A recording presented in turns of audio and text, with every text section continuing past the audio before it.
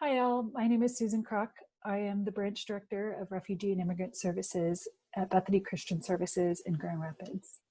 I'm so excited to share with you a little bit about the populations Bethany works with and what some of our expectations are in terms of arrivals of both refugees and unaccompanied children in this coming school year. Now, to start off, I want to say that I know this is a difficult time for everyone and that there are a lot of unknowns. So today I'll be sharing with you a lot of different contingencies on what could happen this school year, knowing that with both COVID and the potential outcome of the election having a significant impact on immigration policy for the future, there are a lot of unknowns. But I want to be able to give you as much information as possible going into this school year so that you can be prepared. Bethany Christian Services serves a number of different populations that you may find in your classrooms. This includes children that come through our Refugee Adult and Family program. So those children are coming with a legal guardian or a parent. We have unaccompanied refugee minors that are coming from overseas as without a legal guardian or a parent. And we have unaccompanied children that are coming from the US border that will be placed in foster care, either in our residential programs or in the community in a foster home that may end up in your classroom. Those unaccompanied children may end up being reclassified as an unaccompanied refugee minor if they are approved. So there are a number of different programs that we have, and each program has a different structure. I know it can sometimes be confusing on, why is one child getting a certain level of case management support and another child gets more or less. And that's a lot because of how the US government has structured these programs. We do want to work very closely with you and with Refugee Education Center to make sure that we're all working together to make sure students and schools and teachers like yourselves have what you need to be successful this coming school year. So as I said, COVID has had a significant impact on refugee resettlement and the travel of unaccompanied children. So the US border in Mexico and US border has been closed. So we're not seeing travel for unaccompanied children from that location. For refugee adult and family programming and unaccompanied refugee minors, the presidential determination for this year was 18,000. So starting from last year in October, we were supposed to see 18,000 refugees arrive into the country throughout this year. But so far we've only seen 8,000, and that's because in March, when the pandemic kind of really hit, travel was restricted. So thankfully, that last week, early August, that travel was unrestricted on the US front. Now, other countries have their own restrictions, so it's still limiting travel for refugees and immigrants.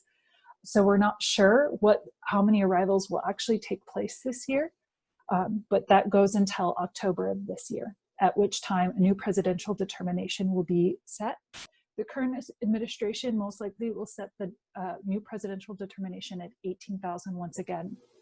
However, if there's a change in administration, the Biden campaign has said that they would increase the number of refugees allowed into the country and change some of the policies that are happening that are impacting the movement of unaccompanied children at the US border. We don't know exactly what that would look like.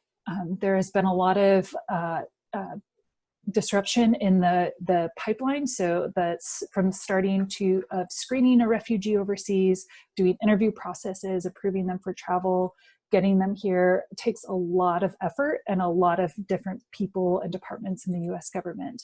A lot of that has been somewhat dismantled over the past several years.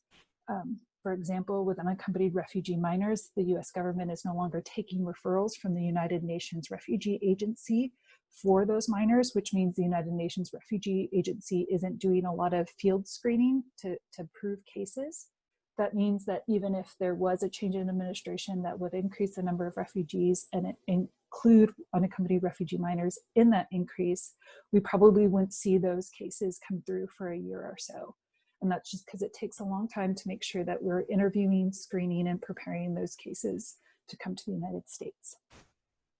For our adult and family programming, One thing we do want to make you all aware of is that if an administration does change, that we'd probably see an influx of arrivals when the new presidential determination was put in place by the incoming administration. After that influx, most likely in the coming years, we'd see a lower level, again, because they would be having to go back and rebuild some of the infrastructure to get the interviews, the screenings, and all of that in place. But right now, we do know that there's a large number of refugees that are overseas that have been approved by the US government to come to the United States. So we call that travel ready. So they're ready to come, they just need the go ahead. And that the only reason they're waiting is because we've restricted travel and we've kept that number of who can come within a year quite low. So with that program, I do want to say a lot of those would be coming from the Democratic Republic of Congo. Many of you are familiar with this population now and are wondering, you know, what are the numbers going to look like? Where are they going to come from? And again, it would most likely be Congolese, so Swahili and Kinyarwanda speakers coming in, at least for the foreseeable future. So there again, I'm sorry that we can't have a crystal ball and that this can't be better defined. At Bethany, we really want to work closely with you, with Refugee Education Center and our other community partners to make sure that you're equipped and supported, and that we're all working together to make sure that refugee children and families have what they need to be successful in school. We are also working hard to make sure that these kids that are stuck at the border, that are in refugee camps, either alone or with their families, that were prepared to come and stopped. We want to advocate for them to come. We know that there have been families who have been separated. We want to make sure that they are able to reunify, that their families are able to be together here in our community. So we're doing everything we can. We appreciate your partnerships. We appreciate what you do to welcome refugees and immigrants. And we would really love to hear from you. Don't hesitate to reach out and let us know how we can be better partners. Thank you so much.